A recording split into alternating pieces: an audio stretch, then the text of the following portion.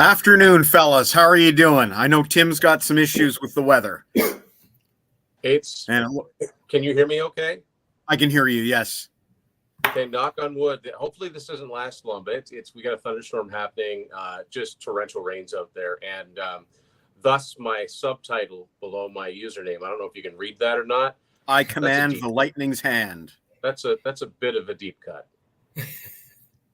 Well, I think there's hail. I saw a video that you sent. There's hail, so knock wood, this will go well. But welcome, Tim. Welcome to the show, and we're here to talk about your third book.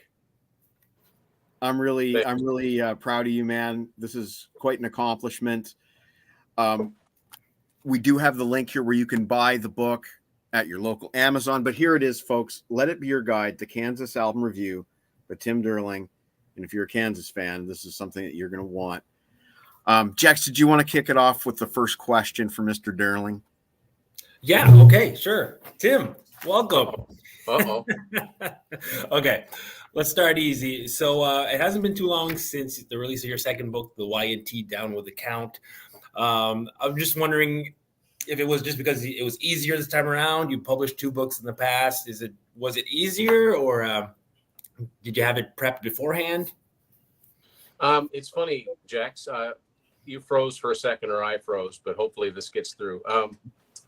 I like a John's comment. Get that storm to go down the road and away from Lonely Street. Yes, please. Clever. I really don't command the lightning's hand because I'd send it out to the lake. But anyway. Sorry, Jax. I was going through some old emails last night, and I started sending out questions in January. Okay. So it actually came together pretty fast. But yeah, I mean, it's the same format as the Y&T album by album, although it's a much longer book and there are more panelists. But yeah, it's the same format. Yeah, but it seemed to come together quickly. So do you think there was like more of an ease this time around because you had done it before? I'd like to think so. Yeah. I mean, I'd like to think you get better as you go. But the Y&T one, you know, I have to thank, you know, our good friend Matt, because he helped me so much with all of this. It was new territory for us, right? Mm-hmm. So yeah, it's the same size of book, you know, use the same program and all of that. So yeah, it did come together easier. Even doing the artwork, like putting the artwork in. I've actually gotten better at taking photos, because all the photos in the Y&T book and the Kansas book, all whenever you see a picture of a record or a cassette or an 8-track, those are all mine. I had to take pictures of those. And Matt is, you know, he won't put up with having one, it's dark or it's got a shadow on it. So there wasn't as much back and forth this time. So that means I'm getting better at it. So with Unspooled, you for the betterment of the product, right? For your first book, Unspooled, I believe you had those tapes sent out to a professional photographer. Yeah. I did take quite a few of them. Any of the pictures in that first book that have like a blue background, that's our porch floor. Well, Cool trivia. You've come a long way since your first book back in 2022, was it? 2021. Okay. Yeah, I was thinking about that today, like as far as, you know, not a career. I'll hesitate to call it a career, but I never thought I'd become an author at 47. So Hey, Better late than never. Too late. Prove you can do it. I wanted to ask you, though, in the book you talk about, I guess, your point of entry to Kansas was seeing music videos on Much Music. That's Judas Priest's point of entry. Point of no return is Kansas. Funny guy. I'm sorry. Yeah. Tim and his puns. We're going to have to put up with this all day, Jex. But you were mentioning in the book that you first encountered Kansas on Much Music via music videos. Now, you and I were about the same age. We grew up watching the same stuff. I don't remember Kansas being on Much Music at all. Where did you see that?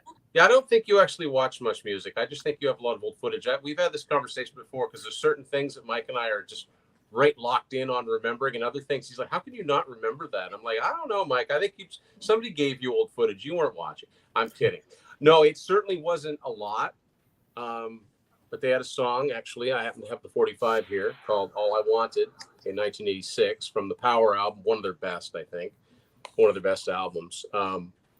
And that video got a fair bit of play on Much Music for a month. But that's about it.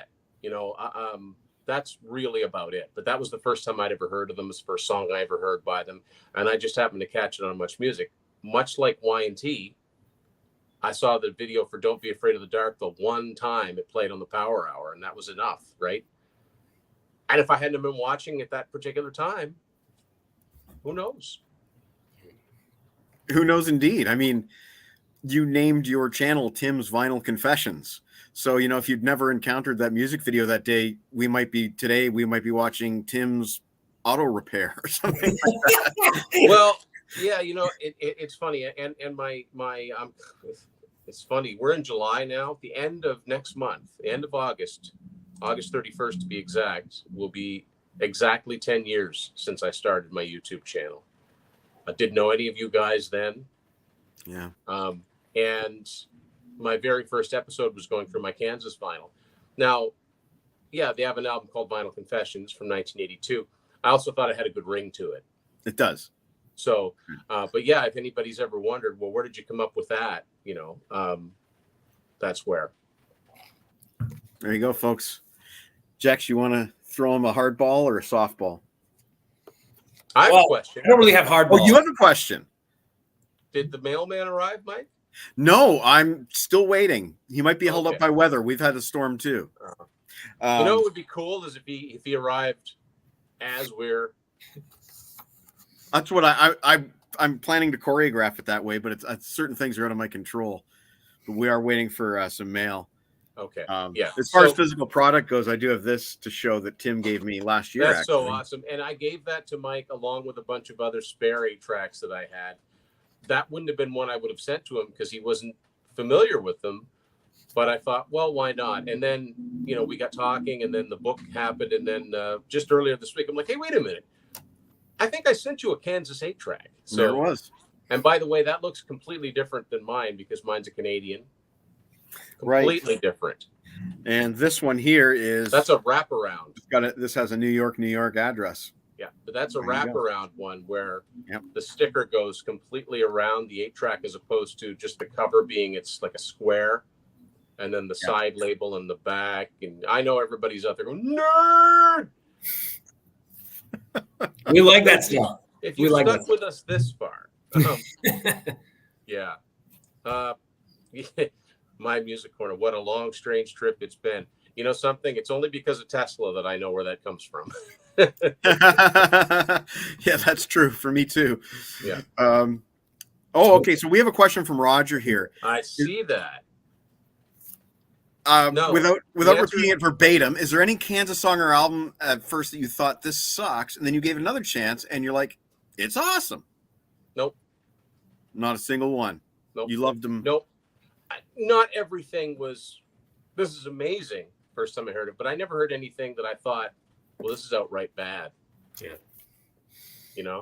I've heard things that, wow, I didn't know that they sounded like that.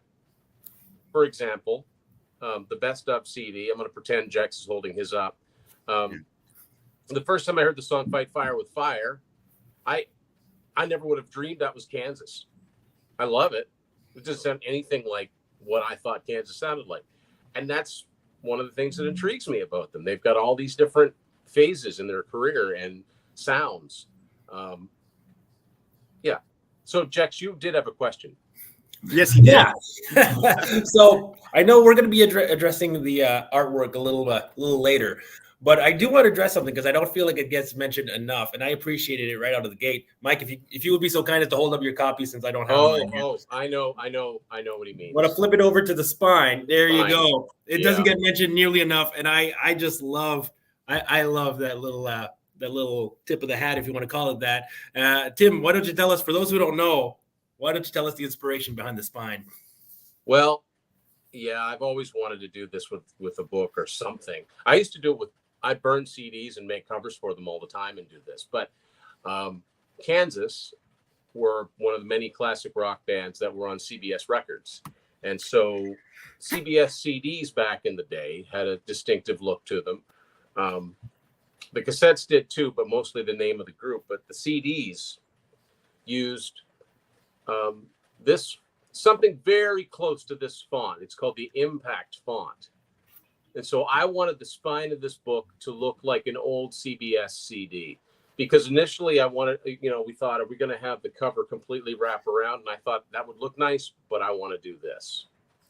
I love how it came out. But, Matt, being the perfectionist that he is, noticed something that I never would have noticed in 1,000 years. The S in Kansas isn't quite the S that is used. The S in Kansas, if you look at one of the actual CDs, it's a little more squared off in places. Gotcha. It's kind of like the KISS logo. The two S's aren't exactly the same. That's right. Yeah. Interesting.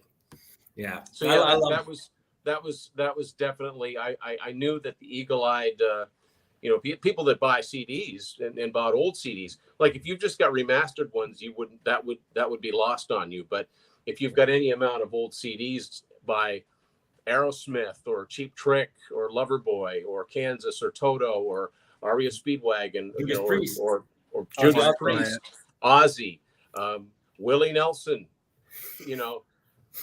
Johnny Cash, like George Jones. Where are we going with this? But yeah, they'd all look like that. They'd all have that red on white, and they'd use pretty much that font, which is Impact. Yeah, that's right. Beautiful. And cassettes very similar as well. Cassettes would have the band name or the artist name in Impact, and then they'd have the title in little black letters. But yeah, underneath, yeah. But again, very distinctive, and when you've got a bunch of them all the same, they kind of look pretty cool. It was genius. As soon as you showed me your preview copy, and I saw that spine, I'm like, oh, that's brilliant. That's brilliant. That's yeah. And nobody seems to be. If I should have, I wasn't thinking, Jax. I should have made a special Canadian version that just had like the Arial font, like the box CDs. And then in the back of the book, you can have the box format. So Roger's asking a good question here. Do we want to read the question? Yeah. Okay. So, I will use this as an opportunity as well to plug a show that we did earlier this week on Kansas compilations. If you want to start with a Kansas compilation, I highly recommend you watch that show. So for this, maybe we should answer in terms of studio albums. Roger's always wanted to dig into Kansas, aside from the obvious songs. Where should he start? Okay. So Roger, let me ask you this. What are some of your favorite groups? Okay. Roger, we're going to get you to come back to us then. Yeah. And we'll go to John Klauser. Because it matters. He went a little nuts and picked up most of the studio albums: Vinyl Confessions, Drastic Measures, In the Spirit of Things, and Always Never the Same. They're the ones that he has not picked up yet. And I reviewed In the Spirit of Things with a fine panel in this book. That's one of the Steve Morse albums. Drastic Measures too, I believe. Did you not, Mike? I believe I did. Drastic Measures, Power, and In the Spirit of Things is my three. And by the way, Mike and Jax and John Klauser, who's commenting, all contribute to this book. I've got some great contributors to this book, a big list of them, and more people contributing to this book than did the Y&T one, a lot more, and a lot more panelists per album. And dare I say, maybe some bigger names in this book, at least in terms of like the YouTube crowd that I'm familiar with. Like, to me, Pete Pardo and Brendan Snyder are both, they're we're not worthy kind of guys to me. Yeah, Pete Pete contributed to the Y&T book too, and that was great. And this is the first time Brendan had contributed, which is great because, yeah, I think we're all big fans of his channel too. And yeah, Brendan had some good insights. Everybody rose to the occasion here and really, really knocked it out of the park. I mean, I also, it was an honor to, okay, let's get to Roger's question, but it was an honor to have John Elephant, Steve Walsh's vocal replacement on Vinyl Confessions and Drastic Measures, answer a few questions for me. And those answers are within the chapters on those two albums. So, I mean, to have the voice of Vinyl Confessions answering my questions, that's pretty big. Pretty cool. Incredible. So yeah, Roger. Okay, so you're a Dream Theater fan. Okay. Well, you're not going to get any thrashy stuff with Kansas, but you are going to. There is some really proggy moments, and I would say a good track for you to check out is the song Icarus 2. From the 2000 album Somewhere to Elsewhere, because there's a section in that song that's always made me think of Dream Theater. So yeah, I would check that out if you really like. The thing about Kansas is if you're used to Dream Theater where everything's perfectly produced, perfectly recorded, you have to understand this is a 70s band, right? So the 70s albums sound like 70s albums as good as they were produced. So yeah,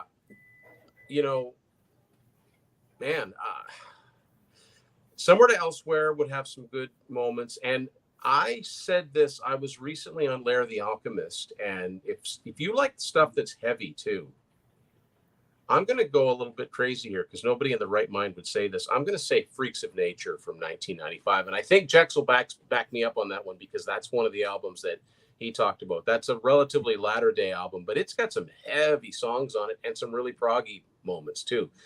Indeed. Jex had positive comments about the production on that one as well, if I recall. Yeah. And like, I mean, that album, Freaks of Nature, like most of their 70s albums, their main producer was Jeff Glicksman. Now, some of you out there might recognize his name from other bands. He produced, I believe he produced Black Sabbath, Eternal Idol, I think. Yeah, he was involved with that one. I think one of many producers. Yeah, he had something to do with Paul Stanley's 1978 solo album. Correct. If anybody out there is into a band called Magnum, which I'm not familiar with, I always wondered about them. Euro metal. He produced one of their albums. Who else has he worked with? You'll see his name different places. He's not like but he's mainly known for working with Kansas. Saxon, I think he produced a Saxon album too. But as far as the classic albums, I mean, their biggest album is Left Overture. That's the one that has Carry On Wayward Son on it. That's a great album. And it's probably one of the easier ones to find. I would say Left Overture you couldn't go wrong with. John mentioned Song for America, the second album. Sure, that one's great too. The title song is such an epic. Not necessarily heavy, but it's just, I'm just such a big fan of this group, and I don't know why it took me to write a book like this, because to me they should be every bit as big as Queen and Zeppelin and the other 70s super bands. I like them that much. I don't know if that's any help, Roger, but I would also recommend that you go back on here and find the episode we did less than a week ago talking about compilations, because a good compilation will really let you know whether this is a group that you should check out or not. But yeah, I'm all for recommending those latter day albums. And the last two albums are fantastic. The Prelude Implicit from 2016 and The Absence of Presence of 2020. And I've said this a lot. If they hadn't been making really good new music, I don't know how excited I would have been to do this book. But they're still doing it. Their new stuff is every bit as good as their classic 70s stuff. And that's a sign of a great band. You were mentioning John Elefante being involved with this book. You had some other names too, and I just want to read a quote, and you can explain who this gentleman is. But I liked this quote.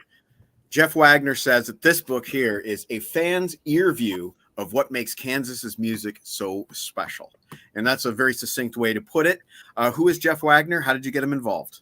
Jeff Wagner is well, he's a friend of mine now, but I got in touch with Jeff because he did an excellent book about the band Fate's Warning, which is, uh, you know, fairly well-known prog metal group. I mean, in the early days of what was known as progressive metal, I mean, they kind of started right around the same time that Queensryche did.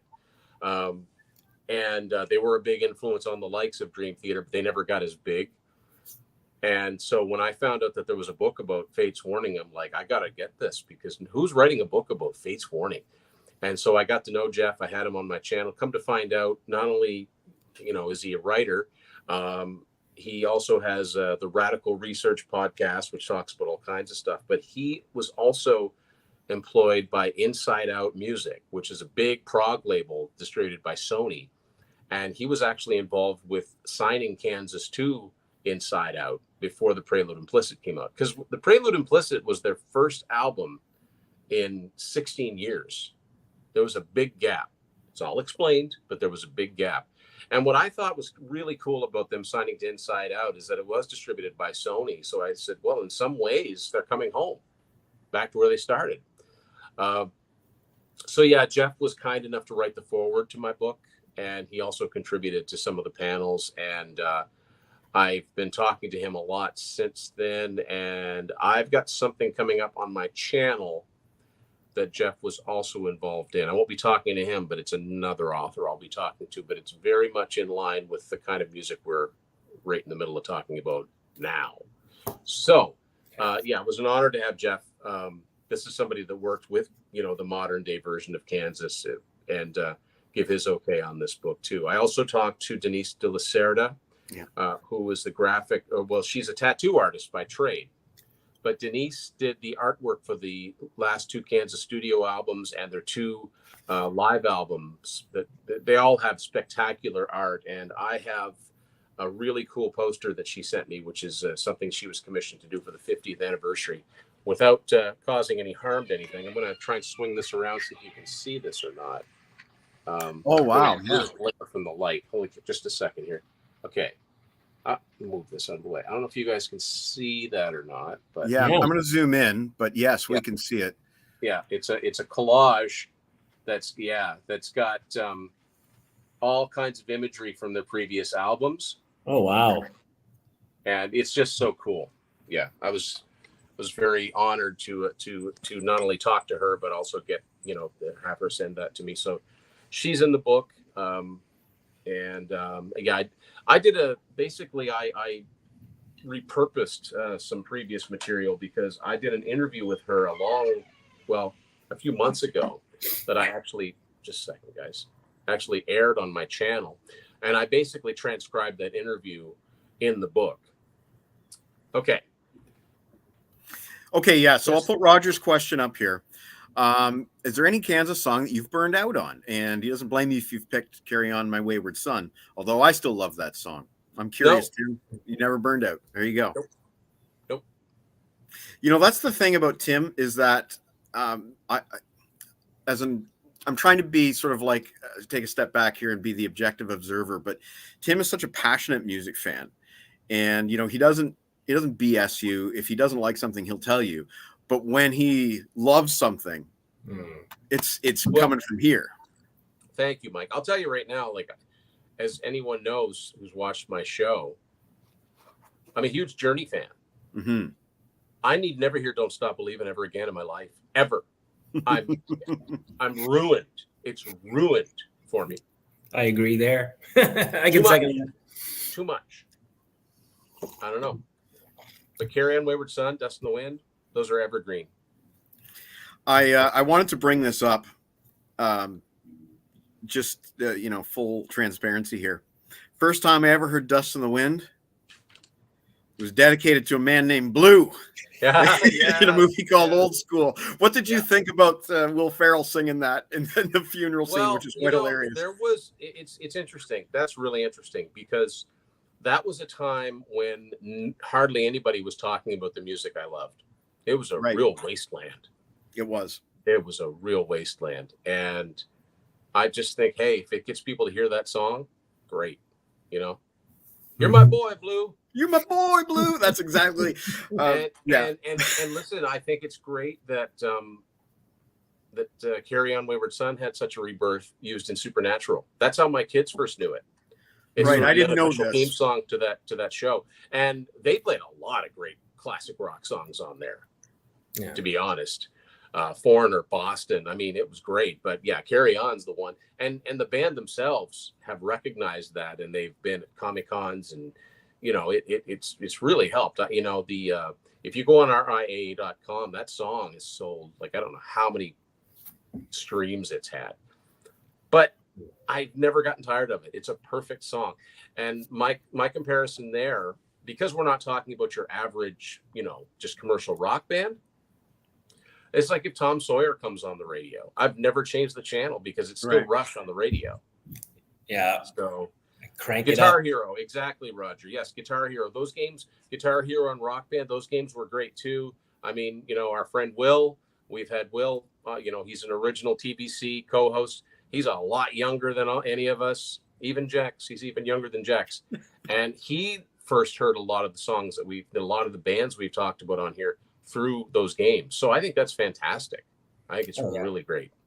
Now, Games like that and pop culture, like they're so useful to getting the music out there to a new audience, a younger audience. Now, do I wish that there were that the media or, you know, the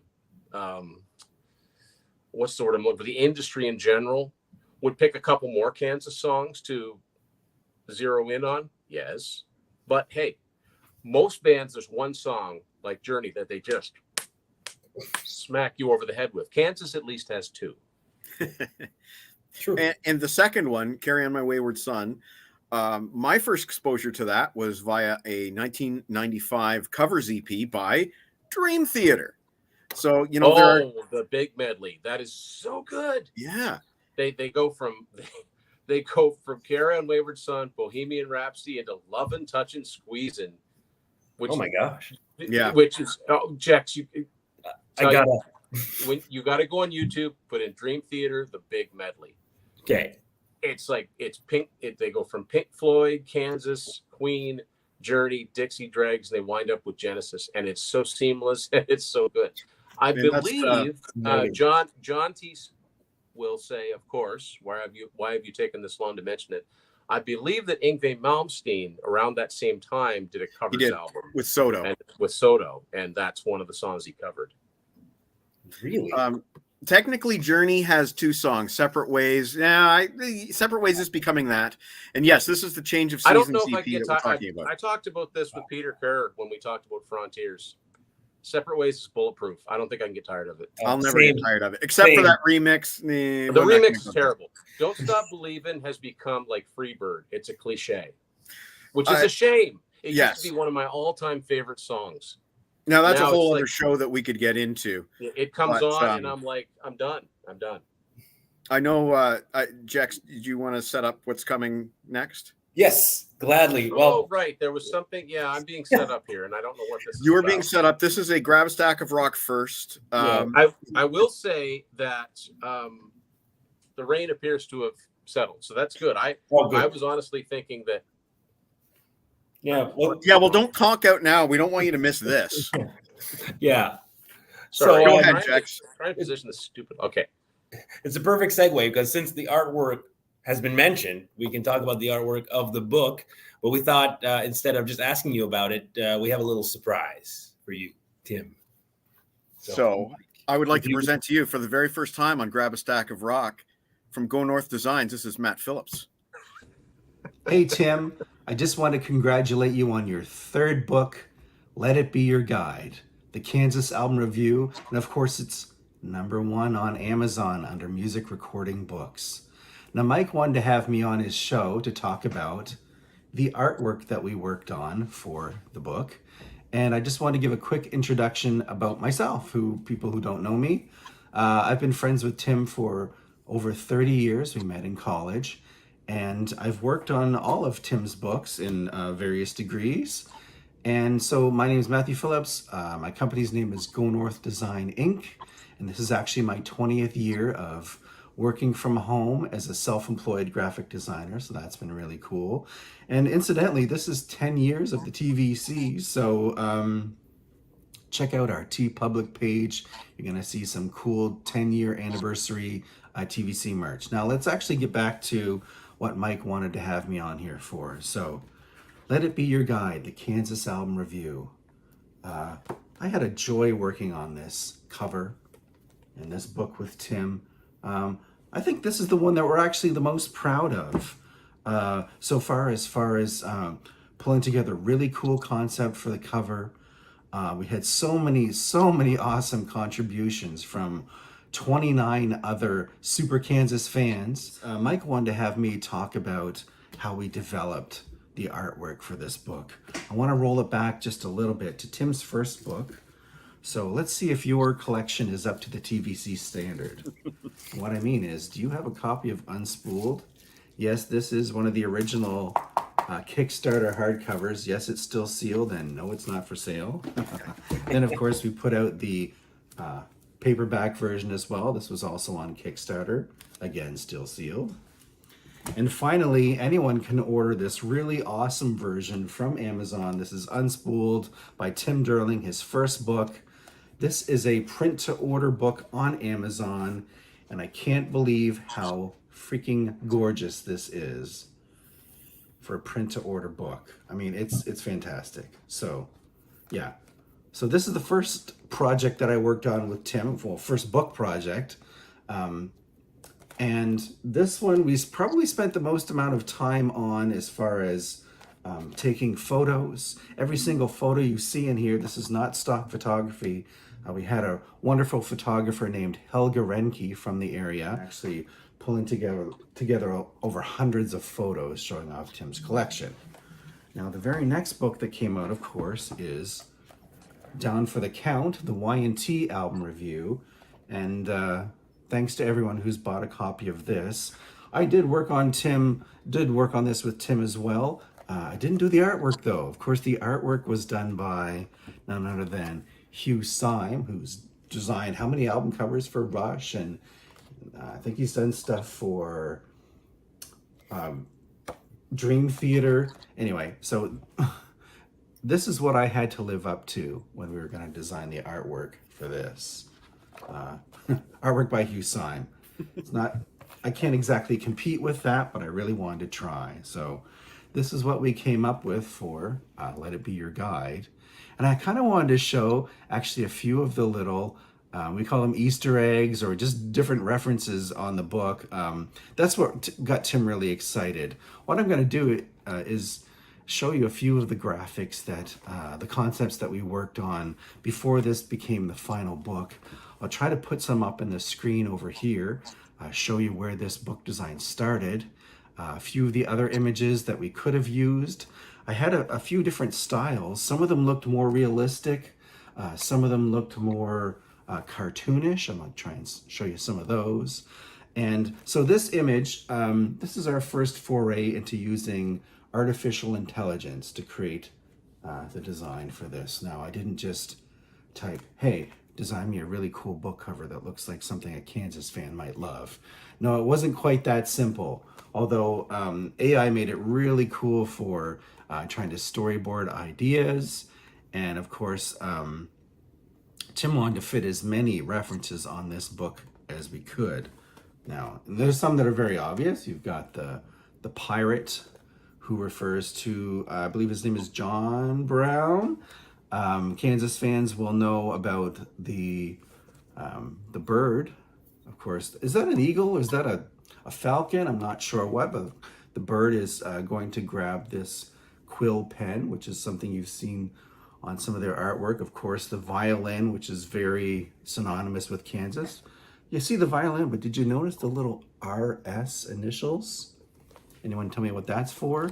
So there's a few other things. I don't want to spoil all of them, but there's two more that I'm going to point out to you. Of course, we have a reference to monolith on here. If you look way in the background, there's a boat with a T-shaped monolith. Interesting. And one more down in the corner here. I'll get my hand out of the way, but This is a Renaissance mask that's made up of fish wildlife. So I think that's a reference to mask. Yeah.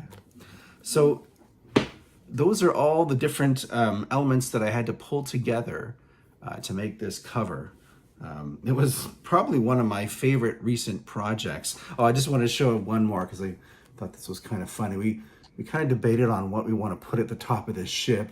Tim's like, why don't we put the flag of the state of Kansas, which is quite hilarious. I mean, that's been the in joke that Kansas, a landlocked state, has a navy. I think not, but yeah, we we love that kind of stuff. So I'm going to try and show you a few more images here that I used to pull this artwork together. And that's all I have to say. I just wanted to, again, congratulate Tim on his third book. I really hope this one sells a ton of copies so we can keep working on these. They're super fun projects, and I love reading everyone's comments. I did actually want to point out something that maybe doesn't get talked about as much. So you know me for the graphic design elements, but I actually went to school when Tim and I met each other. I went to school to be a journalist. That didn't quite work out. This was the early 90s, and it was really tough to be a journalist when you didn't even have a vehicle and the internet was just coming of age. So I'd been doing graphic design in high school, and I kind of forward on. I've never taken any kind of technical training to be a graphic designer. It's just been a lot of hands-on experience. But where I'm going with this, I actually worked in quite a capacity, not just editing this book, but helping pull the content together as far as so I one of the things I really find interesting is that everybody has their own way of speaking. Quite a few of these people, Brendan Snyder, Pete Pardo, Steve Alapik, Peter Jones.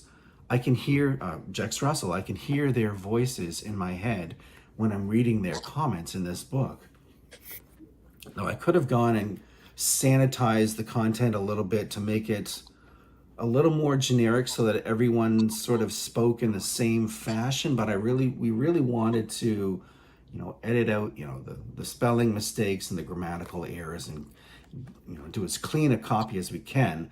But I really wanted to also leave in the way that people speak so that you can actually, when you're reading this, I can hear Ches Cetra, I can hear Brendan Snyder, the way that they talk, Mike Lodano. I hear their voices in this book, and that was really important to us. So again, I'm almost up to 10 minutes now. Thanks for having me on, Mike. Thanks everybody for checking out Tim's third book, Let It Be Your Guide, the Kansas Album Review. It's a great time to buy the book right now. It's summer. You need a summer read. These paperbacks, you can have one of these, order it, and in just a few days, Amazon will print to order this for you. If you live in Australia, if you live in the UK, if you live in Japan, you can have your copy of this book. Let it be your guide, the Kansas Album Review. So, Tim, did you see that coming? No, but I guess I'm not surprised. That was awesome. As I said in the comments, it's like this is your life. Yeah. I mean, all three of my books, they wouldn't exist without Matt. He's just stepped up to the plate a million times as a friend, like he said, for over 30 years. And he's not even a Kansas fan. That's the crazy part of this, or a Y&T fan. I mean, if anything, he knows more about their music now because of me and working on these books, But that's what one of the things that really was invaluable, because he did help. I got to say, one of the hardest parts of this is the proofreading. It's brutal. It's brutal.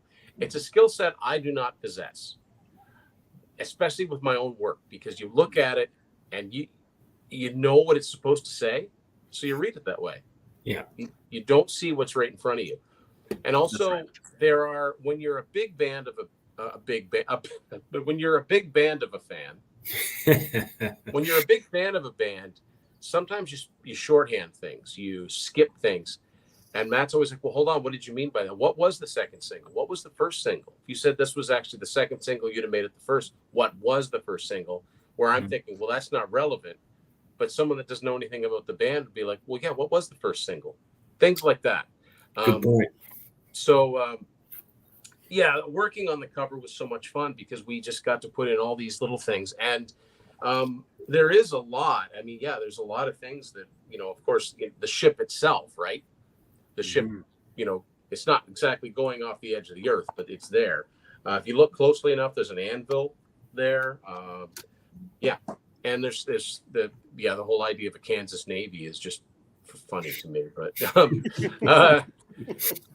and I think that, I don't know, there's something here if you're a casual fan.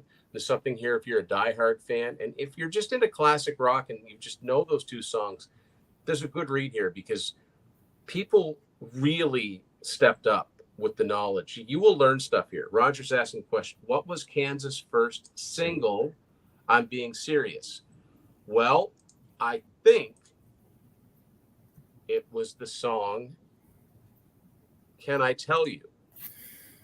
But I'm not sure because those early albums, I know the label put out singles from them, but I don't exactly think of them as a singles band at this point. And as I'm rambling, I'm going on Discogs to talk about such things. And of course, when you're, okay, there it is. Kansas' very first single. I'm guessing it's Can I Tell You? And I was right. It was. There you go. So the very first song on the very first album. So I have a bit of a question too. I've noticed for a lot of these albums, the best that we can do is an estimated release date. For example, right here, estimated release date, September 1980.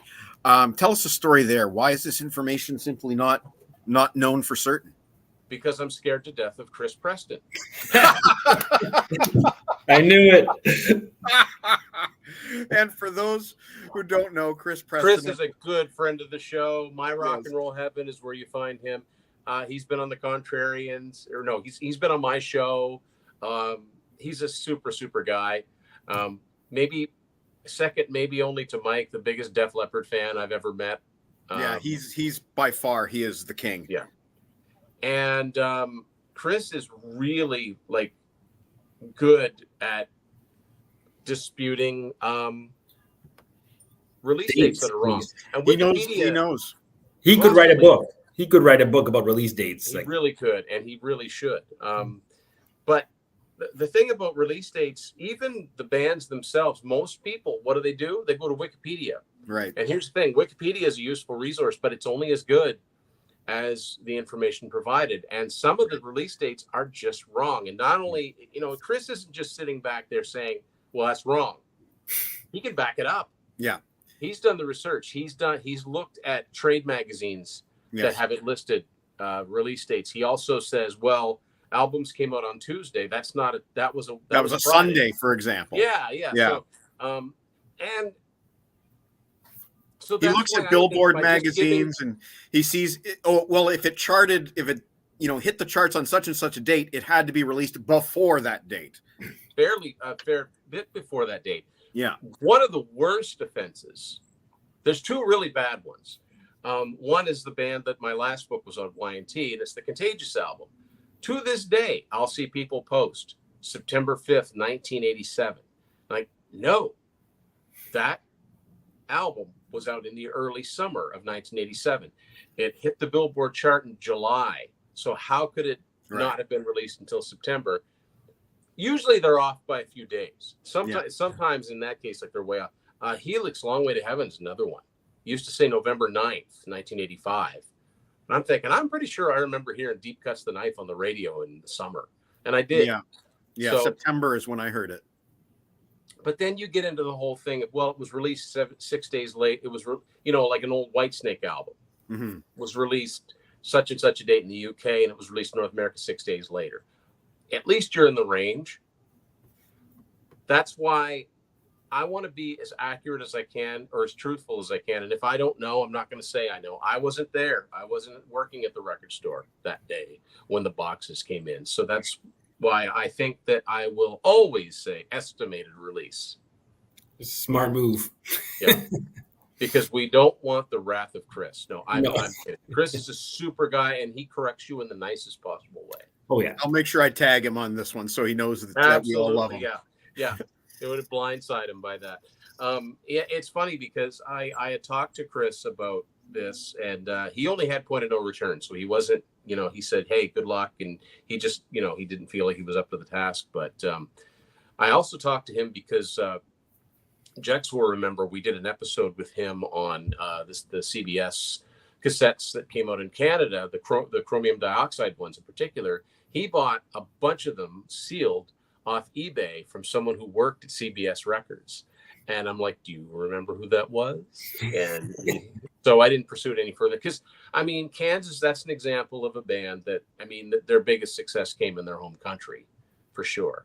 Not that they didn't sell records anywhere else. But anyway, we're probably getting way off topic. But yeah, I love how the cover came out. And yes, it was amazing having Hugh Syme work on something of mine, having a collection full of albums that bared his artwork, like not only the bands that Matt mentioned, but Aerosmith and Kiss and Def Leppard and Honeymoon Suite and Helix and Kim Mitchell and Max Webster and Tesla and Warrant and Great White and Y&T. That's how that all came around. But this holds its own. I'm very proud of this artwork, and I would agree with Matt. I think we're the most proud of this book. Proud of all of them. They really feel like an accomplishment, and there's no false modesty there because so much of what makes these great are the contributors, the people that contributed to these, you guys included. You guys both contributed to the Y&T book. Mike, one of our first meetings, he contributed that wonderful chapter to the Unspooled book. So John just asked a tough question. Rich and Phil are the only two constant members of the band. Could you pick a shining moment for either of the two? Wow. Ooh, that's the entire catalog basically. Getting quizzed. Well, the first thing that comes to my mind for Rich, he can do some really melodic guitar playing. And he does the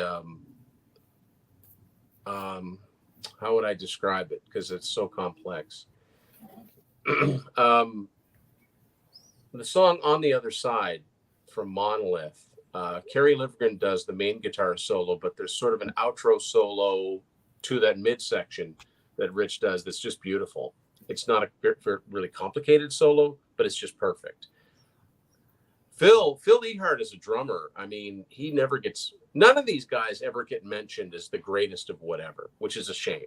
Mm-hmm. That's talked about a lot in the book because they were all fantastic musicians. You know what? I'm going to say, again, I'm going to mention Freaks of Nature, and I'm going to talk about the song Desperate Times, because Phil practically does like this thunderous drum solo in the middle of it. He's done drum solos in the middle of other songs, but this one, he's constantly keeping the beat with the bass drum. And Jex, I think, that's one of the albums that Jex reviewed. So he's like, boom, boom, boom, boom, like it took me by surprise. It took me by surprise. That's one of my favorite moments in the Kansas catalog, right before it comes into that last chorus. But yeah, thunderous. And there's lots, but those are the two that come to mind. So Tim, just to update you, there was a problem with my Amazon shipment. So my CD copy, spoiler alert, of Point of No Return is not coming today.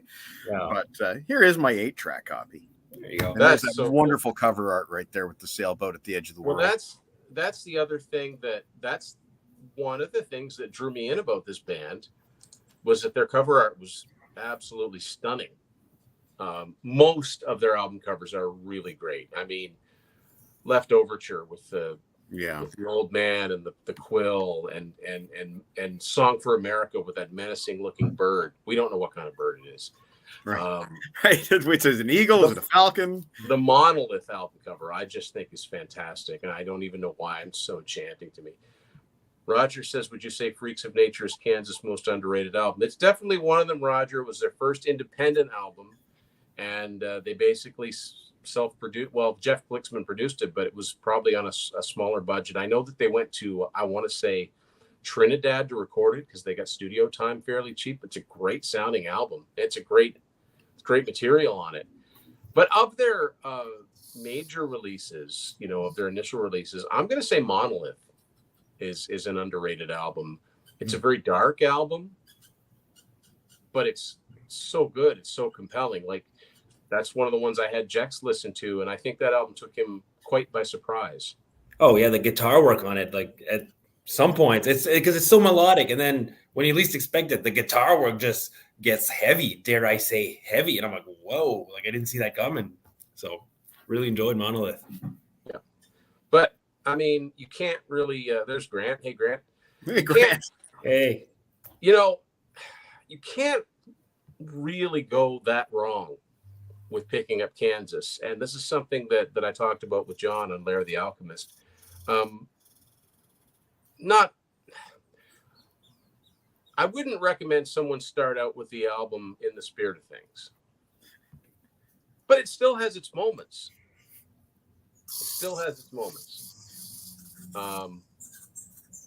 It's a pretty rock solid catalog. Grant's shocked that we're live. I'm always live, Grant. I'm always live. Well, we're at a different time. That's true. I am. Grant's shocked that we went live. I'm on it. Oh, that's right, because you have such issues. And it's not a complete train wreck. Right. Actually, yeah, remarkably, during a hailstorm, it's not a complete train wreck. Tim, I'm just going to throw you one more question. Then I'll throw it back to Jex before we go. But one more movie reference. High Fidelity. Jack Black's character, we're talking about the greatest song one, side ones of all time. And Jack Black's character references Point of No Return as being too obvious. What do you have to say about that? Too obvious, a great side one, track one. I don't think that's obvious, but I don't think it's obvious. I Carry On Wayward Son off Left Overture would be the obvious one. Yeah, but no, the actual line is Point of No Return. But yeah, I don't know. Maybe he just wanted to not like Jack Black's such a music fan. Maybe he just wanted to mention it. Yeah, and I haven't read the novel, so I don't know if that's the same reference in the same scene in the novel or not. Grant wants an explanation as to why you can live stream. I was double booked, and I did not have time to recharge my old iPhone properly. I had like no time to recharge my phone because I'd already done a show, and then I went on with Grant, and it was terrible. I felt so stupid. That's why. Well, fortunately, we're having a better day today. Even lesson learned: don't double book.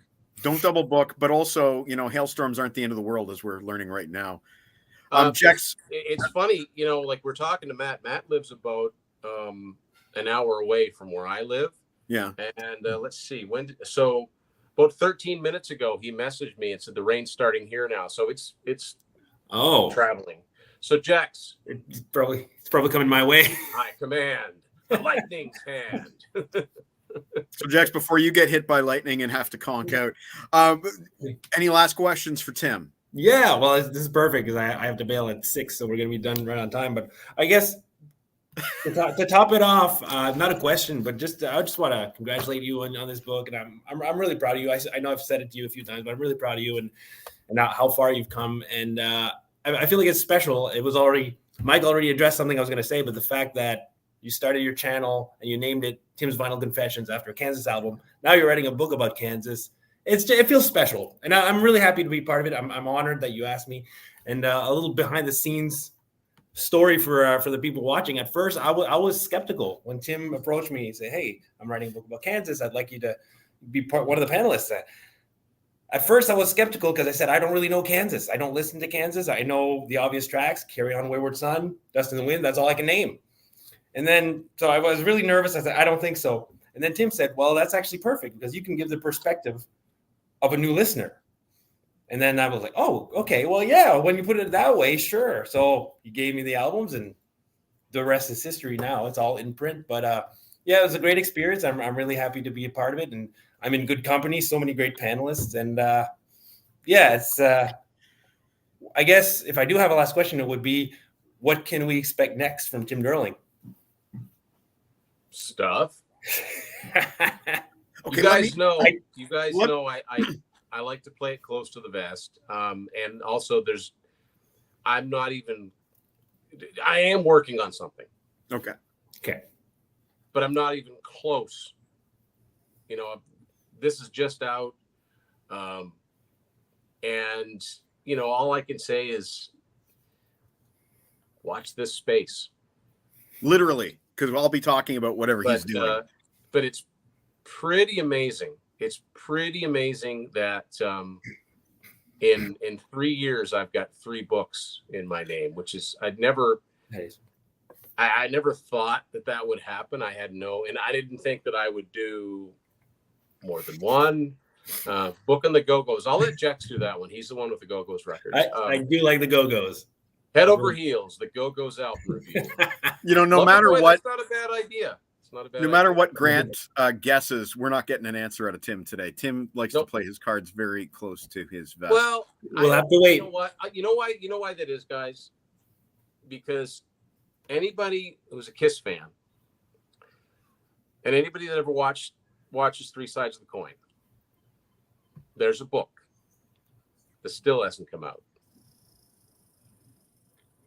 Okay. That's all I'm going to say. Okay. Nothing to do with those guys, but that's where we found out about it. I would rather underpromise and overdeliver. Okay. Well, we'll just have to wait then. And another way of saying that is I won't make promises that I can't keep. Okay. We've been just given some hints here. Tim, as always, it's always You a actually pleasure. What's that? Okay. Nothing. Well, Tim, as always, it's a pleasure having you on. I'm really glad that the Wi-Fi and everything held up this time. I was getting nervous, but this has been great. And also, you know, just a shout out here just to Klauser, who has also been a contributor to Tim's books in the past. And one thing that I really appreciate about, and Matt said this, is that you can hear the voices of the writers. If you're familiar with Pete Pardo, if you're familiar with Peter Jones, Totally. Like, hear their voices. And Matt maintains that within the text. And, you know, with Jack Russell, you tend to get this enthusiastic voice. And, you know, with Peter Jones, you get the professor. And it's a beautiful thing that if you do know these people from YouTube, you can hear their voices. Brendan Snyder Jack as well. practically talks in Comic Sans. I mean, I'll take it. you know, that's another thing too, because when you do these books, and I have to give Martin Popoff some credit, because I mean I learned a lot from his album by album books. That's what these are kind of modeled after. And a great thing about that is that we'll have these conversations. He'll say, "What have you got in mind?" And they're not bands he would do books on, but he's like, there should be books on them. Yeah. So you know, we're not going to double up. So right. But he said you're going to have to edit. You know, you're going to have to edit these. You can't just transcribe a Zoom call, or because it'll be like, you know, not. Yeah, sorry, Grant. True, sorry, Grant. Grant's I'm in the shit book. now. Grant's in the book too. Yeah. He's right here. Yeah. He's right there. I believe that, for one thing, among other things, Grant and Jex are both in the Monolith chapter. Right. That is something. You know what? That is something else I do want to say. That is something that I've been doing on YouTube, is my deep dive series. Right. We got those on Kansas. I don't know, just maybe a third through it. So watch for those. Also, I finally took the plunge. I took my wife's advice and my niece's advice. I'm on TikTok now. Oh, I won't be following you there. Right. I don't do TikTok, man. That's where the Island Boys live. Anyway. The Island Boys? Oh, no, that's a whole thing. We don't want to go there. We don't want to go there. I had TikTok for a short while. Those guys drove me off. Anyway, all apologies to Grant Talk Arthur. later about that. And I guess I'm in the doghouse with Grant right now, and I guess I have to join TikTok now because of Tim, which is great, super. Tim, thank you so much. I'm going to put the address back up again. Once again, you can get this book on your local Amazon. Doesn't have to be the Amazon.ca. Just search for it on your local Amazon. Takes about 2 days. Find it. Usually. There you go. Yeah. Okay. Well, I guess that's it. Thank you, guys. This has been a lot of fun. And yes. Thank you to everybody that, I mean, we've talked to a few people that have contributed, and, you know, it just all makes for a great read. And that's why I can safely say, yes, it's a great read. And I'm not bragging myself up by any, you know, I came up with the questions and the concept, but man, the answers are just so on point, and they've deepened my appreciation for this band that I've been listening to for over 30 years. So it's great. Thank you. Excellent. All right. Thanks, Dan. Gentlemen, Thanks. have a wonderful weekend. Stay safe if that storm is raging your way. And again, check out Tim's book. You can get this and the YNT and Unspooled all on Amazon.ca. And also check him out on TeePublic. Just go to teepublic.com, type in Tim's Vinyl Confessions, and you will find his store. They've got lots of Kansas-related merch on the store right there. There's the artwork by Matt. Thank you to Matt as well for contributing to today's episode and that little slice of This Is Your Life, Tim Durling. Any last words before we go? No turning back. Now the wheel has turned. Beautiful. This is a song by an East Coast band called Sandbox. This is a song called Curious. We'll see you next time on Grab a Stack of Rock. Thank you, Tim Durling, and thank you, Jex Russell. Take care, boys. Hey, guys.